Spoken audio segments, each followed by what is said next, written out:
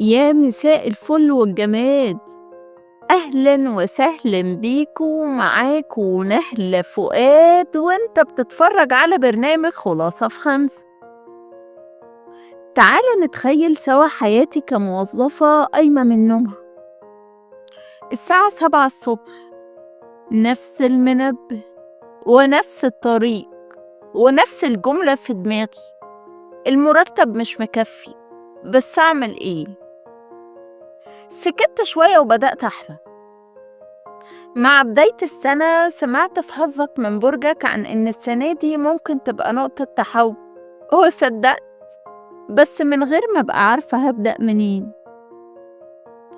أول ما المرتب نزل راح زي اللي قبله، ولا جنيه اتحوش ولا حاجة اتغيرت.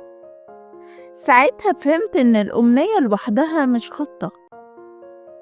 وفي يوم راجعة من شغلي فتحت نوتة الموبايل وكتبت مصاريفي، وحددت مبلغ صغير جدا، وقلت لازم أشيل المبلغ ده على الأقل كل شهر. مش تحدي، بس اتفقت مع نفسي. الشهر الأول كان تقيل، والتاني كان أصعب، والتالت قلت أنا بتعب على الفاضي. بس خليك واثق إن كل تغيير حقيقي بيعدي من هنا. في نص السنة مش حساب البنك اللي فرق، لكن أسئلتي: هل أنا محتاجة ده ولا أقدر أستنى؟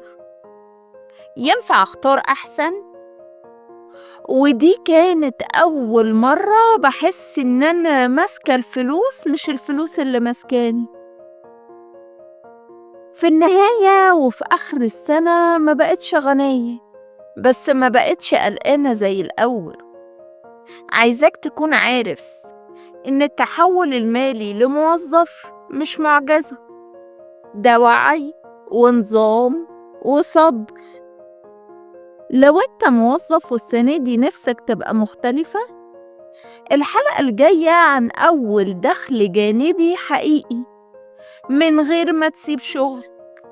خليك معايا خطوة بخطوة. أنا نهلة فؤاد، ودي كانت خلاصة النهاردة.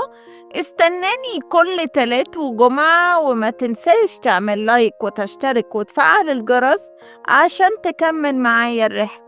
وافتكر دايما شعارنا: أفكار مركزة في وقت محدود. أشوفكم الحلقة الجاية.